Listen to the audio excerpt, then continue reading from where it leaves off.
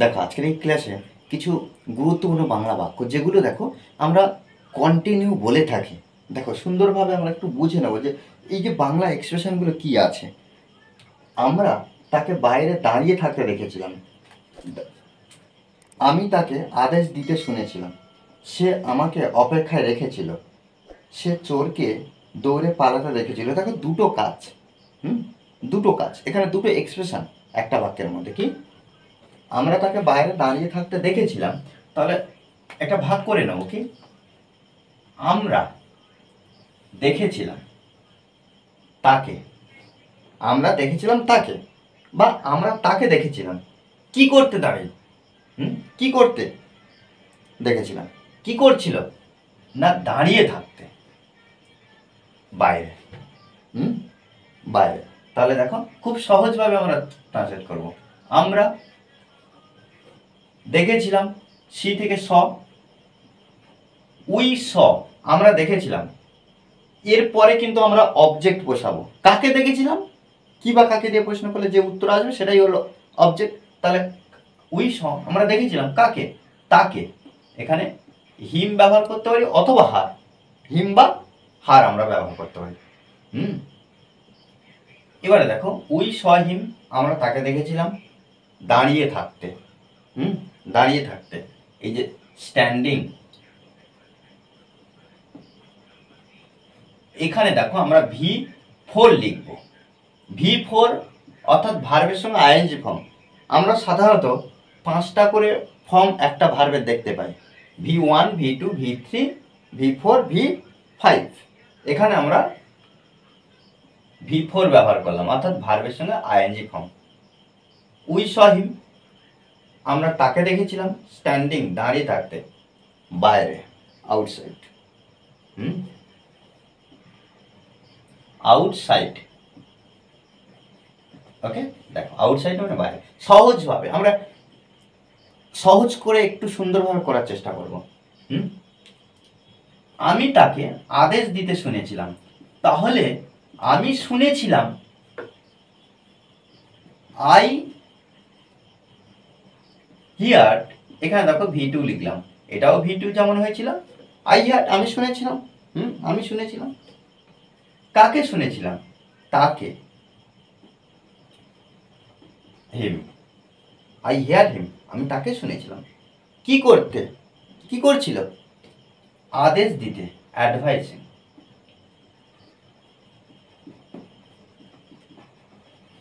ওকে, দেখো অ্যাডভাইস মানে উপদেশ দাও। আর যেহেতু V4 আমরা আইন যুক্ত করলাম, সে আমাকে অপেক্ষায় রেখেছিল। সে অর্থাৎ আমরা এখানে সি ব্যবহার করতেও পারি আর হি ব্যবহার করতে পারি। সি এই যে রেখেছিল, কিপ মানে রাখা, হ্যাঁ রেখেছিল, কেপ্ট।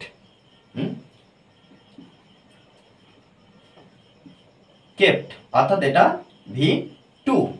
সি কেপ্ট, সে রেখেছিল, সে রেখেছিল, আমাকে রেখেছিল, মি।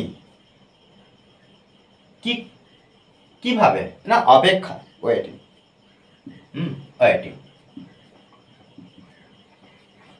ওকে, সে চোরকে দৌড়ে পালাতে দেখেছিল। তাহলে এখানে দেখো সে দেখেছিল, স, হি স, সে দেখেছিল কাকে, চোরকে, দ্য থিপ, দ্য থিপ।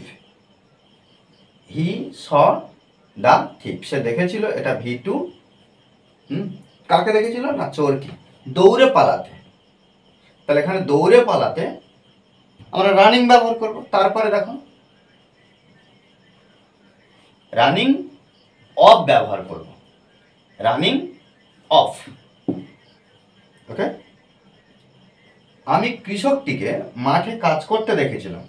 দেখো একইভাবে আই স, আমি দেখেছিলাম, দেখো দেখেছিলাম হলো আমি দেখেছিলাম কাকে, কৃষকটিকে।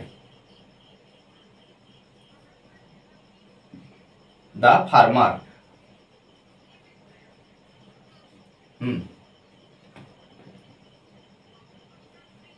কি করতে দেখেছিলাম? কাজ করতে। তাহলে এখানে দেখো আই স দ্য ফার্মার, আমি কৃষকটিকে দেখেছিলাম কাজ করতে, ওয়াকিং, ওয়াকিং অর্থাৎ কাজ করতে দেখেছিলাম। তাহলে I saw the farmer walking, মাঠে, ইন দ্য ফিল্ড। আচ্ছা, ইন দা লিখবো, কেন দা লিখবো? কারণ দাটা শুনতে ভালো লাগবে, অর্থাৎ এখানে উপযুক্ত হবে বলে মনে হচ্ছে, সেক্ষেত্রে আমরা দা ব্যবহার করতে পারি। অথবা আমরা এভাবে বলতে পারি যে এখানে দেখো এই যে মাঠে, নির্দিষ্টভাবে কোথায়? মাঠে, নির্দিষ্ট ওই জন্য দা, ফিল্ড। ওকে, আমরা ট্রেনটি স্টেশন ছাড়া লক্ষ্য করেছিলাম। তাহলে এখানে আমরা এই যে লক্ষ্য করেছিলাম উই ওয়াচড,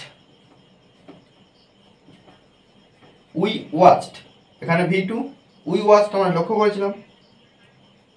ট্রেনটি, দ্য ট্রেন, দেখো the train, we watch the train, আমরা লক্ষ্য করেছিলাম ট্রেনটিকে। স্টেশন ছাড়া অর্থাৎ ছাড়তে লক্ষ্য করেছিলাম। Leaving, leaving the station.